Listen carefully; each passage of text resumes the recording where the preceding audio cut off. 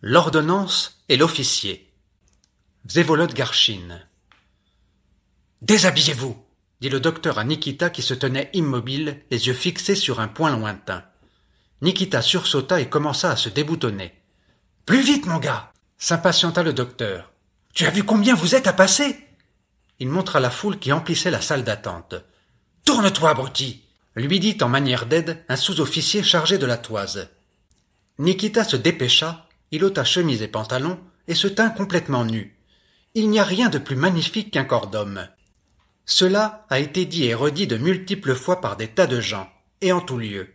Mais si celui qui avait proféré cela le premier avait vécu dans les années 70 du siècle précédent et avait vu Nikita nu, il serait sûrement revenu sur son appréciation. Devant le comité d'enrôlement au service obligatoire se tenait un homme de petite taille, à la panse démesurée, hérité de dizaines de générations d'ancêtres qui n'avaient pas mangé de pain blanc, aux longs bras terminés par d'énormes mains noires et calleuses. Son long torse mal bâti était supporté par de courtes jambes tordues. Et toute la silhouette était couronnée par une tête. Oh, quelle tête c'était! Quelle tête c'était! Les os du visage s'étaient développés au détriment du crâne. Un front étroit et fuyant, des yeux sans cils ni sourcils, à peine de fente. Un nez minuscule et rond en trompette, planté tel un orphelin sur le visage plat, qui non seulement ne conférait aucune grandeur au dit visage, mais au contraire le rendait encore plus piteux. Une bouche très grande, à l'inverse du nez, comme une faille informe autour de quoi, en dépit des 20 ans de Nikita, il ne poussait pas un seul poil. Nikita se dressait, la tête inclinée, les épaules rentrées, les bras ballants et les pieds en dedans. « Un singe !» dit un colonel bien en chair, chef de la garnison, en se penchant vers un des jeunes membres du comité, mince et portant barbiche. « Un singe, absolument !» Excellente confirmation des théories de Darwin, fit le membre du comité entre ses dents, à quoi le colonel répondit par un grognement d'approbation et se tourna vers le docteur. « Eh bien quoi? Bien sûr qu'il est apte, dit ce dernier. C'est un solide gaillard. Mais il ne risque pas de se retrouver à la garde. Ha ha ha, fit le colonel en éclatant d'un rire bonhomme. Puis il ajouta, d'un ton redevenu normal à l'adresse de Nikita. « Présente-toi dans une semaine. Au suivant. Parfen Semyonov. Déshabille-toi. » Nikita entreprit de se rhabiller gauchement. Ses bras et ses jambes ne lui obéissaient pas et n'entraient pas là où il aurait fallu. Il chuchotait quelque chose à part lui. Mais quoi, sans doute l'ignorait-il lui-même. Il avait seulement compris qu'il avait été reconnu apte au service, et que, durant 2 semaines, on le chasserait de chez lui pour plusieurs années. Il n'avait que ça en tête. C'était la seule pensée qui se fit jour à travers la brume de l'hébétude où il demeurait. Enfin, il vint à bout des manches, se ceintura et sortit de la pièce où s'effectuait le conseil de révision.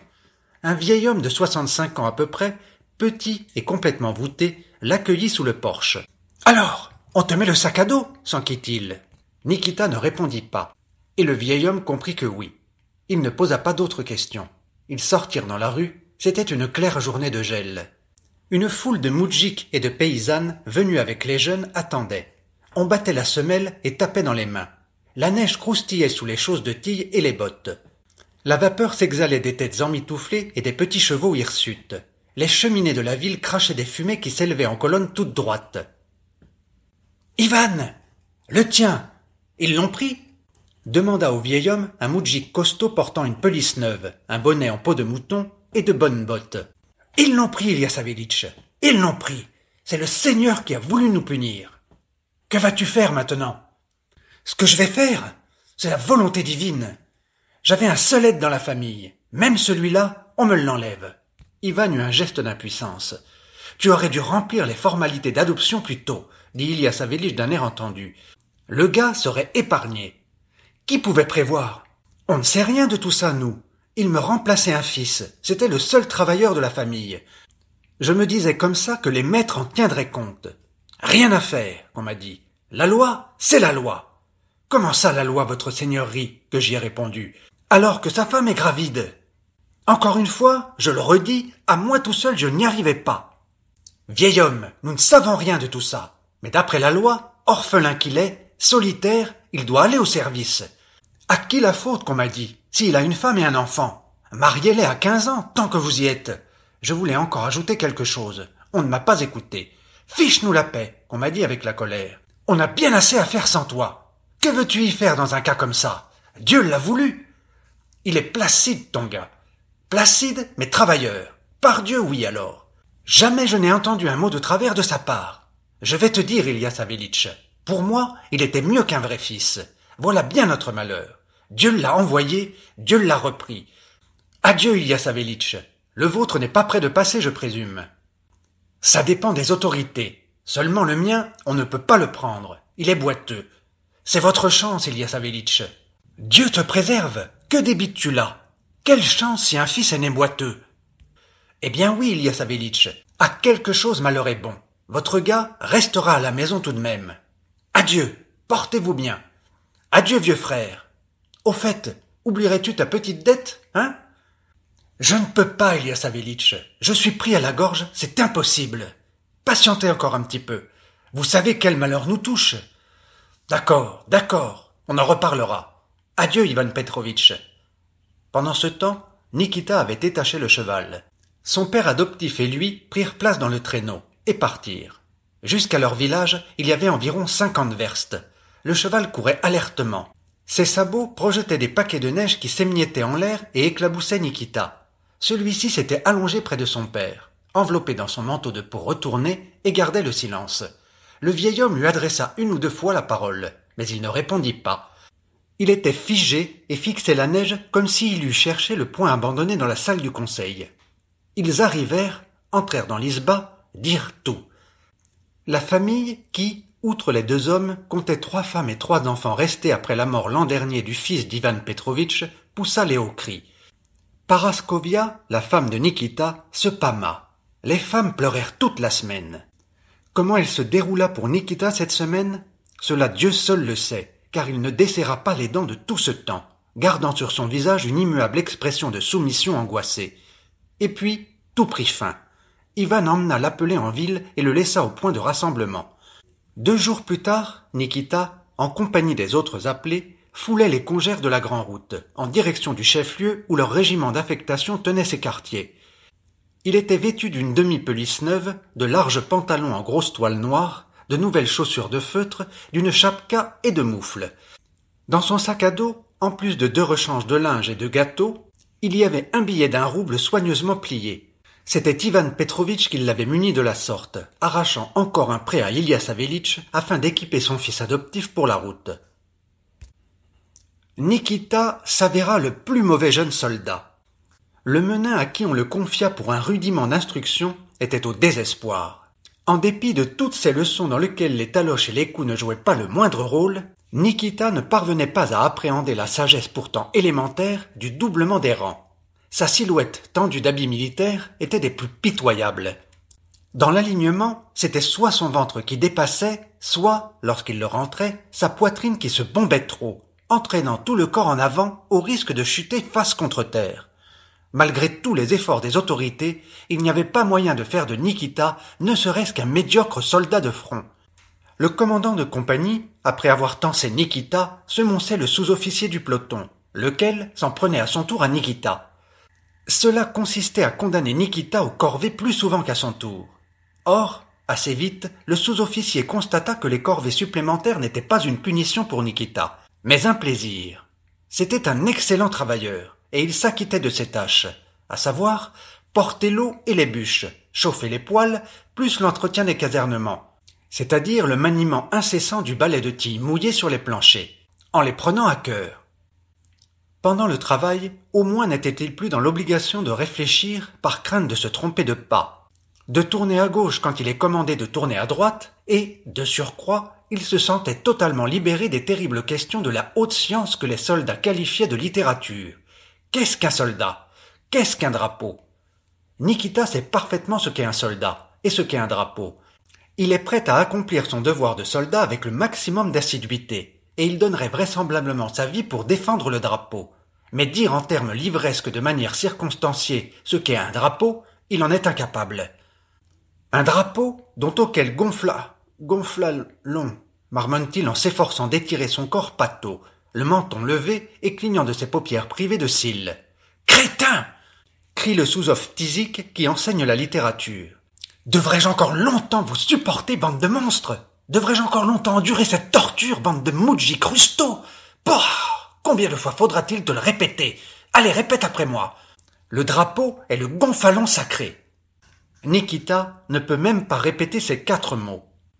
L'air menaçant du sous-officier et ses cris ont sur lui un effet abasourdissant. Ça lui teinte dans les oreilles. Devant ses yeux sautillent des étendards et des étincelles. Il n'entend pas la définition très sage du gonfalon. Ses lèvres ne remuent pas. Il est debout, taiseux.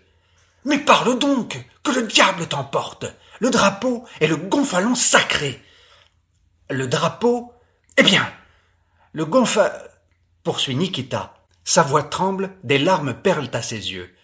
Est le gonfalon sacré, hurle le sous-officier hors de lui. Sacré, dont auquel le sous-off court d'un coin à l'autre, crache et jure. Nikita ne bronche pas, gardant la pose, suivant du regard le chef courroucé. Il n'est pas choqué par les jurons et les humiliations. Il regrette simplement de toute son âme de ne pouvoir point se faire bien voir du chef. « 3 jours de corvée !» dit le sous-officier éreinté d'une voix éteinte à force de hurler. Et Nikita remercie Dieu de le débarrasser pour un temps de la détestable littérature et de l'instruction. Quand les chefs eurent remarqué que la punition, loin de chagriner Nikita, lui procurait de la joie, on le mit aux arrêts. Finalement, ayant épuisé tous les moyens de redresser le malheureux, on n'y prit plus garde. « Avec Ivanov, votre noblesse, on ne peut rien en tirer », dit presque chaque jour le sergent-major dans son rapport au commandant. « Ivanov ? Tiens, que fabrique-t-il donc ?» renvoie le commandant, assis en robe de chambre, une cigarette aux lèvres et buvant à petites gorgées du thé servi dans un porte-verre melchiorisé. « Rien, votre noblesse, il ne fait rien. C'est un gars tranquille, mais il n'a de compréhension pour rien. »« Essayez quand même, » dit pensivement le commandant en faisant un joli rond de fumée.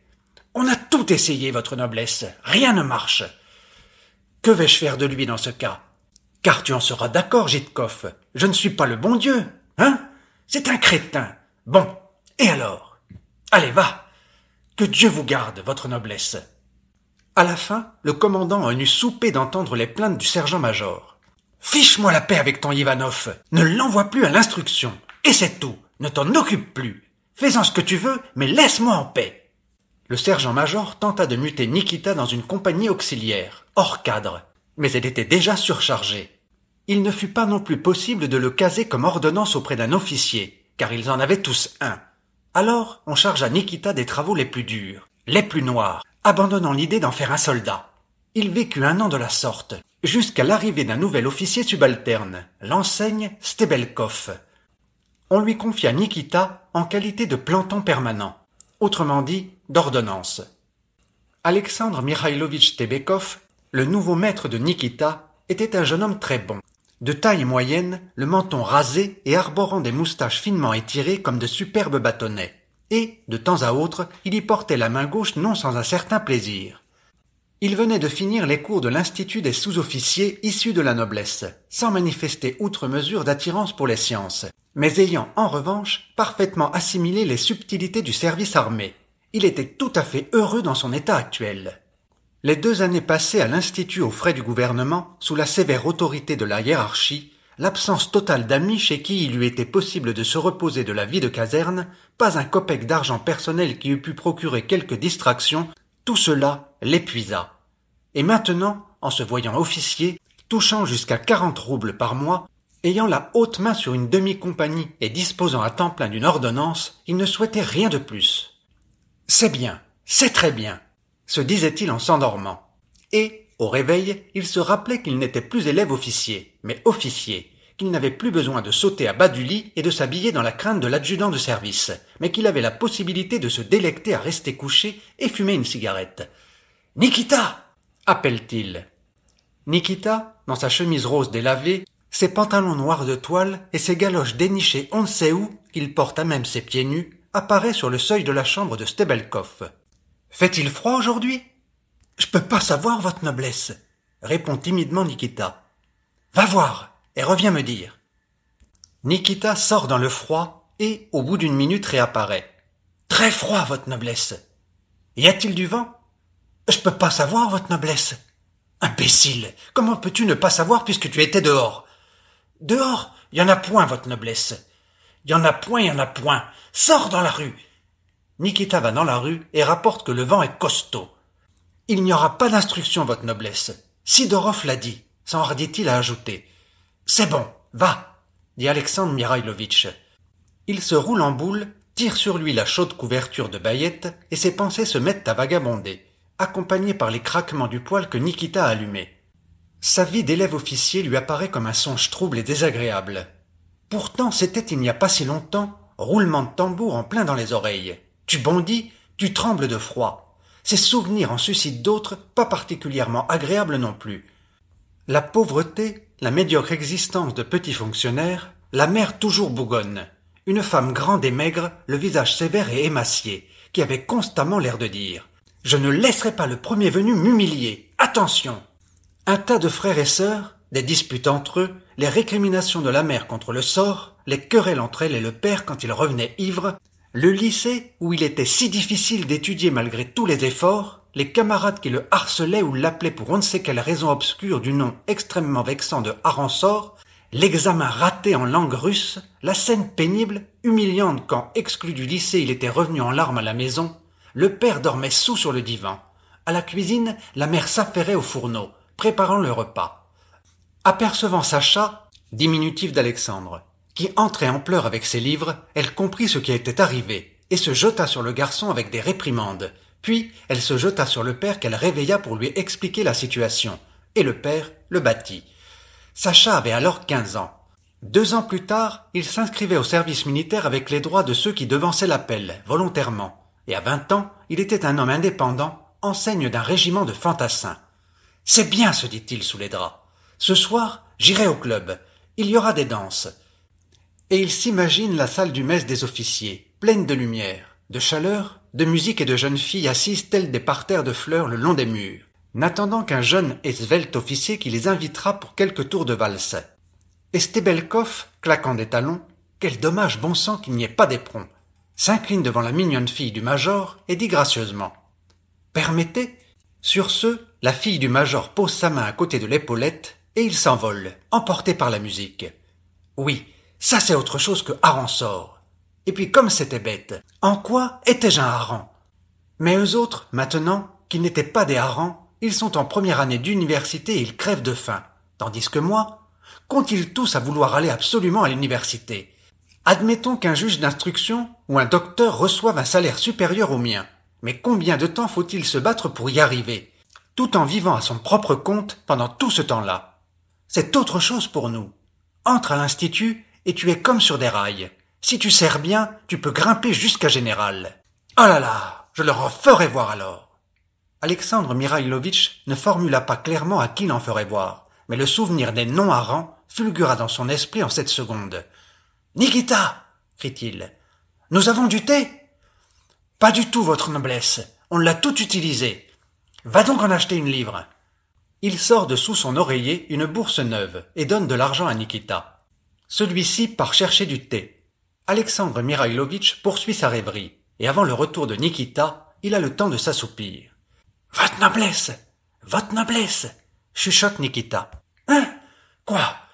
Tu l'as apporté? Bon, je vais me lever. Aide-moi à me vêtir. » Que ce fût à la maison ou à l'institut, Alexandre Mirailovitch ne s'était jamais habillé autrement que seul, sauf quand il était bébé, naturellement. Mais depuis qu'il disposait d'une ordonnance, il avait en moins de 2 semaines désappris à mettre ou enlever ses habits. Nikita lui enfile les chaussettes, les bottes, l'aide à passer le pantalon, lui jette sur les épaules la capote d'été qui sert de robe de chambre. Alexandre Mirailovitch s'assoit pour boire son thé sans faire sa toilette. On apporte un ordre lithographié concernant le régiment. Et Stebelkov, en le lisant de la première à la dernière ligne, constate avec plaisir que son tour de garde est encore bien loin. « Mais ça, qu'est-ce que c'est que cette nouveauté ?» pense-t-il en lisant. En vue de relever le niveau des connaissances de messieurs les officiers, il est proposé au capitaine en second Hermoline et au lieutenant Petrov de suivre dès la semaine prochaine des cours de tactique pour le premier et des cours sur les fortifications pour le deuxième. Pour ce qui est des horaires des cours qui auront lieu au mess, j'en informerai les intéressés par courrier spécial. Alors ça, c'est n'importe quoi. Des cours de tactique et de fortification, se dit Alexandre Mirailovitch, comme si je n'en avais pas eu ma claque à l'institut. De plus, on n'apprendra rien de nouveau. Ce seront des vieux cours. » Ayant lu l'ordre et ayant fini de boire son thé, Alexandre Mikhailovitch ordonne à Nikita de débarrasser le samovar et de rouler des cigarettes, tandis que lui-même se replonge dans ses interminables songeries au sujet du passé, du présent et de l'avenir, lequel, s'il ne garantit pas les larges épaulettes de général, promet au moins celles, pas mal non plus, d'officier d'état-major. Et lorsque les cigarettes sont prêtes, il s'allonge sur son divan et lit la Niva de l'an passé, en examinant les images déjà 1000 fois examinées et sans sauter une ligne du texte. Enfin, d'être trop longtemps resté couché à lire, la tête se met à lui tourner. « Nikita !» crie-t-il. Nikita saute du bas-flanc qu'on lui a installé dans l'entrée et se précipite chez le barine. « Regarde voir l'heure. Ou plutôt, non, passe-moi la montre. » Nikita prend précautionneusement sur la table la montre d'argent avec sa chaînette dorée et, l'ayant donnée au barine, retourne à sa couche. 12:30. Ne serait-ce pas l'heure du repas ? Pense Tebelkov en remontant le mécanisme de la montre à l'aide d'une petite clé qu'il a acquise dernièrement et dans la tête de laquelle est incrustée une petite image photographique qu'on voit agrandie si on l'observe à la lumière. Alexandre Mikhailovitch examine en plissant l'œil gauche et sourit. Quelle belle petite chose ne fait-on pas de nos jours ? Parole ! Comment est-ce possible ? Si petite ! Cependant, il est temps d'y aller. « Nikita !» appelle-t-il. Nikita apparaît. « Aide-moi à me laver !»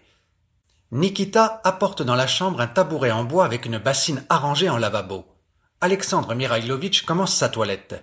À peine l'eau glacée entre-t-elle en contact avec sa peau qu'il s'écrie. « Combien de fois, andouille, t'ai-je dit de laisser l'eau dans l'appartement pour la nuit, qu'elle se réchauffe ? C'est un coup à se geler la figure, crétin !» Nikita se tait, pleinement conscient de sa faute, et verse consciencieusement l'eau sur les paumes de son maître en colère. « Tu as nettoyé ma redingote ?»« Parfaitement, votre noblesse, je l'ai nettoyée, » dit Nikita en tendant la redingote neuve accrochée au dos d'une chaise, avec ses galons dorés brillants, rehaussés d'un chiffre et d'une étoile d'argent. Avant de la mettre, Alexandre Mikhailovitch examine attentivement la toile vert foncé et découvre une poussière. « Qu'est-ce que c'est que ça ? Tu appelles ça nettoyer ? C'est comme ça que tu remplis tes fonctions ? Va, imbécile, et nettoie ça à fond !» Nikita s'en va et s'acharne à tirer de la brosse avec l'aide du tissu des sons connus sous l'appellation de frôlement. Alexandre Mikhailovitch, lui, planté devant une glace encadrée de bois, entreprend grâce à une pommade hongroise d'amener ses moustaches à la plus grande perfection possible. Quand finalement c'est fait, les frôlements dans l'entrée continuent toujours. « Donne-moi cette redingote, tu ne vas pas frotter comme ça jusqu'au retour du Messie. À cause de toi, imbécile, je vais encore être en retard. » Il boutonne sa redingote, puis fixe son sabre, met ses galoches, sa capote et sort dans la rue, faisant sonner les planches du trottoir sous ses pas. Le reste de la journée se passe à déjeuner, à lire l'Invalide russe, à bavarder avec ses camarades. Le soir, Alexandre Mikhailovitch part au club et tournoie dans le tourbillon des valses avec la fille du major. Il rentre chez lui tard, fatigué, un peu ivre à cause des quelques verres qu'il a bu au cours de la soirée, mais satisfait. Seuls viennent émailler et varier l'existence les périodes d'instruction, les gardes et en été les camps. Parfois les manœuvres, quelques cours de tactique et d'art de la fortification qu'on ne peut pas éviter. Et elles s'étirent sur des années, ne laissant aucune trace sur Alexandre Mikhailovitch. Seul son teint change et une calvitie se développe. Et aussi, au lieu d'une étoile sur les galons, on en compte 2, puis 3, puis 4. Que fait donc Nikita pendant ce temps ? Eh bien, il reste la plupart du temps allongé sur sa paillasse près du poêle, sautant sur ses pieds aux innombrables injonctions de son maître. Le matin, il a assez de travail. Il faut allumer le poêle, mettre le samovar en route, apporter de l'eau, nettoyer les bottes, l'habit, vêtir le barine quand il se lève, balayer la chambre, la ranger. Il est vrai que cette dernière activité réclame peu de temps. Tout l'ameublement est composé d'un lit, d'une table, de 3 chaises, d'une étagère et d'une valise. Mais c'est quand même pour Nikita comme un semblant de labeur. Après le départ du barine, c'est une journée sans fin qui commence, dont le principal élément est un rien-affairisme presque obligatoire. Seule interruption, l'aller-retour à la cuisine de la caserne pour le souper. Nikita avait un peu appris de la cordonnerie. Rapiécer, ressemeler, réparer les talons. Ayant déménagé chez Stebelkov, il eut l'intention de continuer à pratiquer ce métier, cachant le sac derrière la porte dès que son maître toquait. Mais ce dernier, reniflant plusieurs jours durant une odeur de grossier matériel, en trouva l'origine et passa à Nikita un savon de première classe, lui enjoignant de ne jamais recommencer. Alors, Nikita n'eut plus qu'à rester couché et à méditer. Il restait donc couché à méditer des soirées entières, finissant par s'endormir jusqu'au toc-toc à la porte annonçant le retour du barine. Nikita le déshabillait, et bientôt le petit appartement sombrait dans l'obscurité. L'officier et l'ordonnance dormaient. Le vent hurle et gronde, la neige vient battre contre la fenêtre, et il semble à l'enseigne Stebelkov endormi que c'est le tonnerre de la musique du bal. Il voit en rêve la salle brillamment éclairée, telle qu'il ne l'a jamais vue, pleine de monde en habit de soirée qu'il ne connaît pas. Mais il ne ressent aucune gêne. Au contraire, il se sent le héros de la fête. Il y a aussi la société connue de lui. On ne se comporte pas à son égard comme à l'accoutumée, mais avec une certaine solennité. Le colonel, au lieu de lui tendre deux doigts, lui serre la main fermement. Le major Roloboutchine, qui lui jette toujours des regards torves à cause de la cour qu'il fait à sa fille, la conduit en personne vers lui et s'incline. Qu'a-t-il accompli de grand? Pourquoi le glorifie-t-on? Il l'ignore. Mais il a fait quelque chose assurément. Il regarde ses épaules et il y voit des épaulettes de général. La musique joue, les couples tournoient, lui-même tournoie, emporté de plus en plus loin, de plus en plus haut. La salle brillante est loin. Elle paraît n'être plus qu'une petite tache claire. Il est environné d'une quantité d'hommes en uniformes différents. Tous viennent recevoir les ordres de lui. Il ne sait pas de quoi il s'agit, mais il donne des ordres. Des estafettes font la navette. On entend au loin le tonnerre des canons. Des marches militaires retentissent, des régiments se succèdent.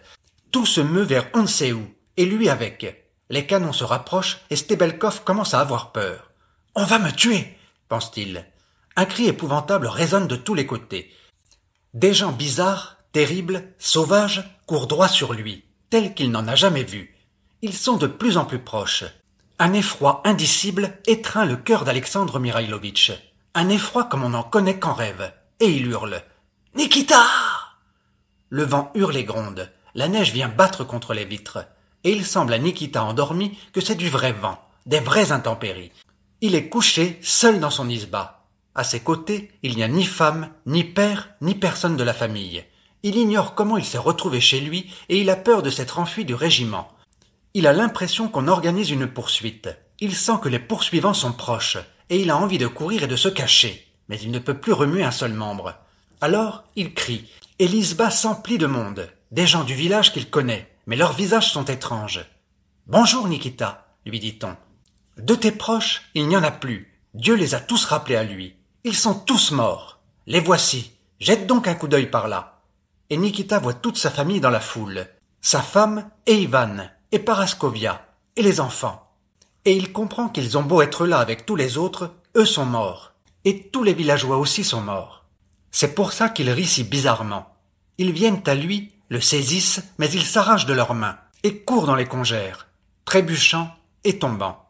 Et ce ne sont plus des morts qui le poursuivent, mais l'enseigne Stebelkov avec des soldats, et il s'enfuit de plus en plus loin, tandis que l'enseigne crie « Nikita! Nikita! Nikita !» crie effectivement Stebelkov.